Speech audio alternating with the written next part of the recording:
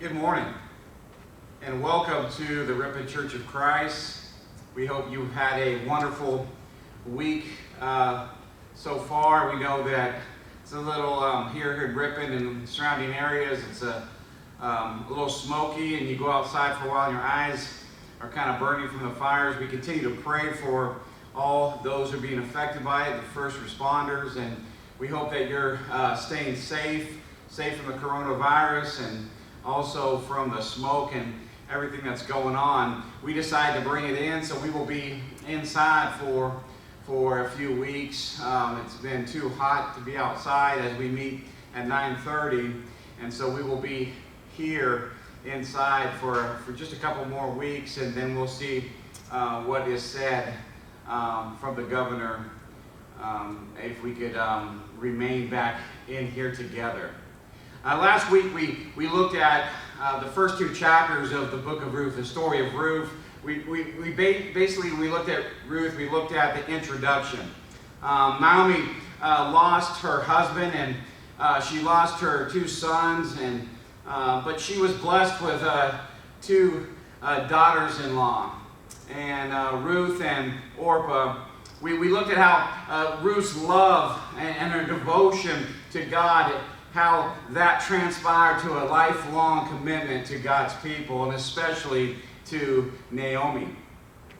With that would bring Naomi much hope back into her, that she could trust in God again. When Naomi told Ruth and Orpah to go back to their land, Ruth said no. Orpah went back, but Ruth stayed with Naomi. She says where she goes, where Naomi goes, that Ruth goes. Where she lives, Ruth lives. And where she dies, that's where Ruth is going to die. And she says, your God will be my God. And this love story takes us to the beginning of a new love story through Naomi's relative by marriage, Boaz. Now, Boaz was a man of great wealth, but he was also a man of great faith in God. And we think about it providentially, Ruth went to work to glean in a field owned by Boaz. And Boaz took a liking to Ruth, and he was very kind to her. And Ruth asked him why. Why was he being so kind to her? Well, Boaz stated because she took care of Naomi, and she sought out God for refuge. There's a great type and antitype, a typology of this love story to the love story of Jesus, the greatest love story of all time, and how Jesus loved his bride, the church. Yes, Jesus is our righteousness. And because of God's love, he planned for Jesus to come here to this world and to redeem the world. See, God has always redeemed his people. All through the Old Testament, we see God was the redeemer of his people. But Jesus comes to give us an eternal inheritance. And as we go through this love story, keep in mind and remember that righteousness leads to redemption. So the book of Ruth, the chapters 1 and 2, it showed how Ruth did what was right. And even at her own expense. And she had such a love for Naomi. She basically became like Naomi's biological daughter. To Naomi, Ruth was her biological daughter.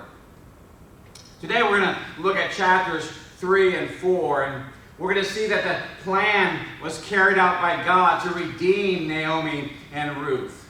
See, God works through these three characters. They all play a key role in accomplishing God's plan.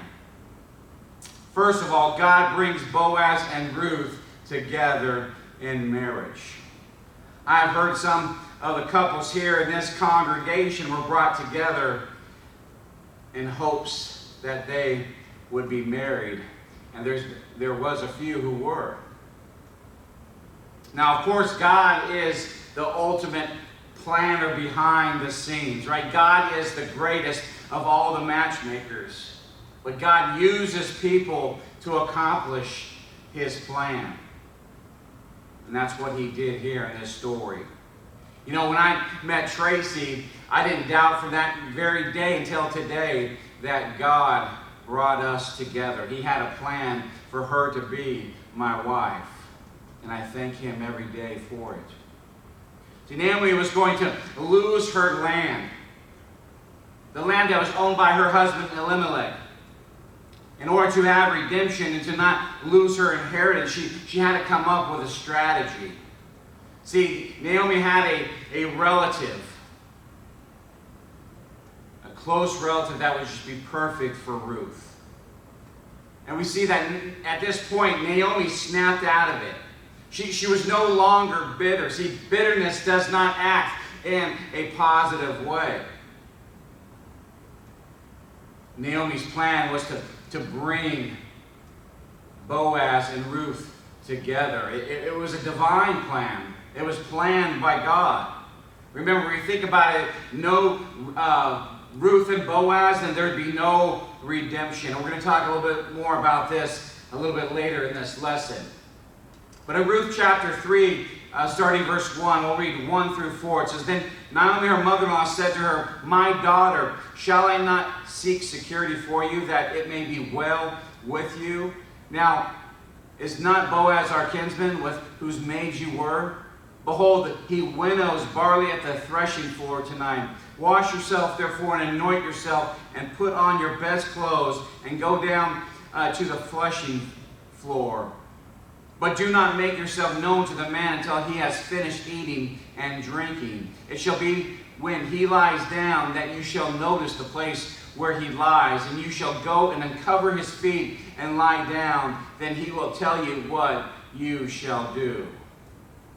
See, we look at how God blessed Naomi with his providential care in giving Ruth to her. We looked at that last week. But there's a second way in God's providence over Naomi that we see in this story. See, God blessed her with a levirate marriage. That word, or levirate, it's derived from the word levir, meaning husband's brother. Now, according to Deuteronomy chapter 25, verse 5 through 10, when the Israelite husband died, his brother or his near relative was to marry the widow and continue the brother's name. It was what Naomi was talking about in Ruth chapter 1, verse 11, when she stated that she has no more sons to marry Ruth or Orpah. In Ruth chapter 3, 5 through 8, Ruth did all that Naomi instructed her to do. She cleaned up, she anointed herself, and she went to lay at the feet of Boaz. Now when Boaz woke up, he was startled to see Ruth at his feet. In verse 9, he says, Who are you? And she answered, I am Ruth, your maid. So spread your covering over your maid if you are a close relative. See that word, those two words, close relative. It means kinsman redeemer. The Hebrew term goel for kinsman redeemer is translated as one who delivers or rescues. Genesis chapter 48:16, and also Exodus 6:6. Or one who redeems property or person, or persons. Leviticus chapter 27, 9 through 25, and also 25, 47 through 55. Ruth is basically saying to Boaz to marry her, to take her in, to hold her secure, to be her protector, to be her provider, to be her redeemer. See, Boaz and all of his people, they recognized Ruth as a virtuous wife. Verse 11 says, "Now, my daughter, do not fear. I will do for you whatever you ask. For all my people in the city know that you are a woman of excellence." See, Solomon writes about this type of wife in Proverbs chapter 31.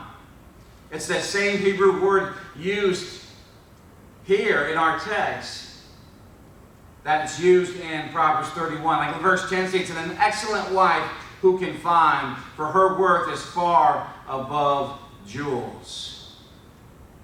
See, there are many parallels between Ruth and this virtuous wife of Proverbs chapter 31. See, Ruth was devoted to family. She was delighted in work, diligent in labor, dependent on God. She was discreet with men. She was careful. She was pure. She delivered blessings. All what the virtuous wife represents in Proverbs chapter 31. So Boaz continues in Ruth chapter 3, verse 12 and 13. He says, "Now it is true, I am a close relative. However, there is a relative closer than I." And then verse 13, "Remain this night, and when morning comes, if he will redeem you, good. Let him redeem you. But if he does not wish to redeem you, then I will redeem you, as the Lord lives. Lie down until morning." See, we have a little setback, an apparent problem in the plan here. Boaz is basically saying that there's another relative that is before him in the family line to that property, which Ruth comes with. A closer relative is there before Boaz to be her husband, Ruth's husband. Now, he may have said, if this closer relative redeems you, then good. But if you think about it, he just realized that she was the perfect wife. So I believe he only feels that it will be good for Ruth because she will be redeemed. I'm sure there's some hope in there that it could come to him. Chapter 3 ends with this conversation between Ruth and Naomi. Naomi asks her how it went, and Ruth tells her all that Boaz did. And in verse 18, Naomi says, "Wait, my daughter, until you know how the matter turns out, for the man will not rest until he has settled it today." You know, I remember when I met Tracy and basically her sister, when I found out she had a boyfriend, I was really, really discouraged, upset. I figured, you know, I'm not going to be able to start dating this girl. I'm not going to ask her out. And I remember her sister, "Just wait." And she had a smile on her face. Think about the plan that God had instilled. It's going to take place. It may have seemed like there's a roadblock, a setback here, but God is the one who's in control. God is in charge. His sovereignty, His providence is still working. It's still continuing in their lives. And through Naomi, it was God's plan. It was God's plan working to bring Ruth together with Boaz in marriage. Not Ruth and the closer relative. See, through Boaz and Ruth's marriage, God brings redemption to Naomi and Ruth. The Bible tells us that Boaz was a man of God. He was a righteous man. See, righteousness leads to redemption. In Ruth chapter 4, he tells the close relative to redeem the land. And then the man agrees to buy the land. But Boaz reminds him that Ruth comes with the land, verses 1 through 5. And verse 6 states this: "The closest relative said, I cannot redeem it for myself because I would jeopardize my own inheritance. Redeem it for yourself. You may have my right of redemption, for I cannot redeem it. See, it was a custom in Israel. When the closer relative legally transfers his right to the property, he would remove his sandal and give it to the other, to the purchaser. It was a symbol of the sale, basically, verses 7 and 8. Boaz exercised his right to the property, and of course, to marry Ruth. Look at verses 9 and 10. Then Boaz said to the elders and all the people, "You are witnesses today that I have bought from the hand of Naomi all that belonged to Elimelech and all that belonged to Chilion and Mahlon. Moreover, I have acquired Ruth the Moabitess, the widow of Mahlon, to be my wife, in order to raise up the name of the deceased on his inheritance, so that the name of the deceased will not be cut off from his brothers or from the court of his birthplace. You are witnesses today." And then verse 13, Boaz marries Ruth, and they bore a son. And through this son, big things come. A woman says this to Naomi in Ruth chapter 4, verse 14 and 15. "Blessed is the Lord who has not left you without a redeemer today, and may his name become famous in Israel. May he also be to you a restorer of life and a sustainer of your old age for your daughters-in-law, who loves you and is better to you than 7 sons, has given birth to him." Look at those words in verses 14 and 15. As she speaks of her daughter-in-law Ruth. And what's taking place here? Redeemer, restorer, sustainer. Who does that sound like? Yes, it sounds like our Savior, Jesus, our Redeemer, our restorer. He sustains us. He's our great sustainer, our great Redeemer. And then Naomi becomes the baby's nurse. She puts the baby on her lap, and they name him Obed. He is the father of Jesse, the father of David. Ruth chapter 4, verse 16 and 17. See, through Boaz, God brought redemption to Naomi and Ruth. That word redemption, it means to pay a price for somebody or someone in order to free him or her, or free it from slavery or being held captive. See, through God's providence, he made sure that Boaz was the Redeemer. This gave Naomi redemption. This gave Naomi her inheritance. But it also blessed Ruth so much. See, Ruth gained a husband, and she was also redeemed. And we can see the family line here, from Obed to Jesse to David. That great king of Israel, David, came the King of Kings and the Lord of Lords. And came the greatest love story that was ever told through Jesus. See, Naomi never would have thought in her worst of times, losing her husband and losing her 2 sons in a land that was filled with famine, in the period of the judges where everybody did what was right in their own eyes.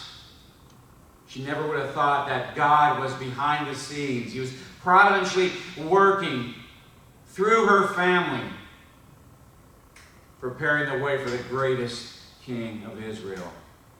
See, like Boaz brought redemption to Ruth and Naomi, God sent Jesus to bring redemption to the world. See, we can see that Boaz was a type of Christ. He was called a kinsman redeemer. redeeming Ruth and redeeming Naomi. And through him, they were set free. They were able to have their inheritance. Like Boaz brought the land, and like Boaz bought that land and redeemed it and brought them an inheritance. Jesus is our kinsman redeemer.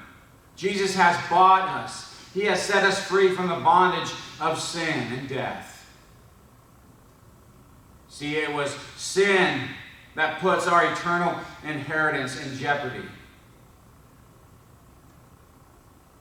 The devil, and if we allow him to do this, he's going to do everything he can to make sure that we do not receive our eternal inheritance.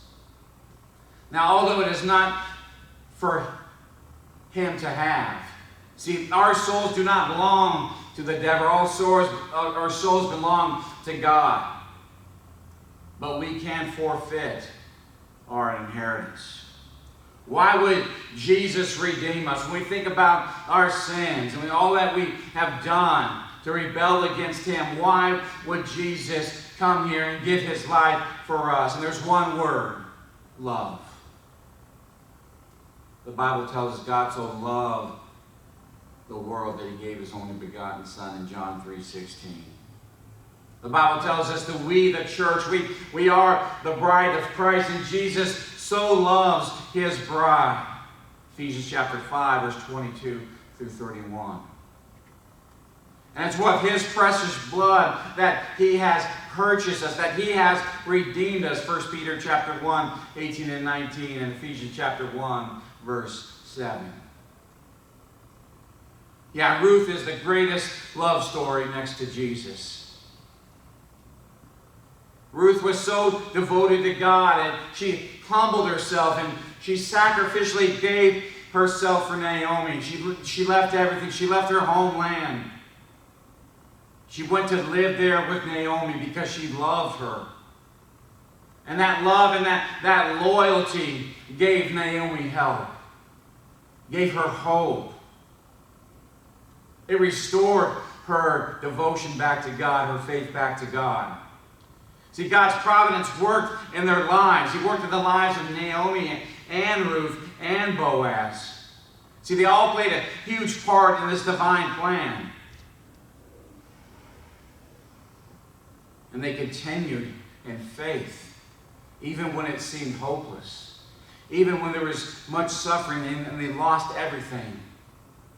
See, their righteousness led to redemption. And through their son, through the son of Boaz and Ruth, through Obed, David, King David, the greatest king on this earth in Israel, was born. And through this lineage, we get the greatest king of all time. The greatest is Jesus. And that love story that Jesus had for his people, for the church. We can learn many lessons from Ruth today, from this great love story. We can learn that God is working in our lives behind the scenes. And we can learn that God has sent us a Redeemer. See, we have an eternal inheritance waiting for us. But we got to look at these characters and how they kept the faith. How they relied on the grace of God to guide them. To do what was right in his sight. Not in their own sight like all the people were doing. And God used them for his divine plan. And through all this, as we get our Redeemer today, we get Jesus. I hope this lesson today was encouraging to you in some way. It's one of the most wonderful stories of the Bible. There are so many great stories, many great heroes of faith, and Ruth was one of them.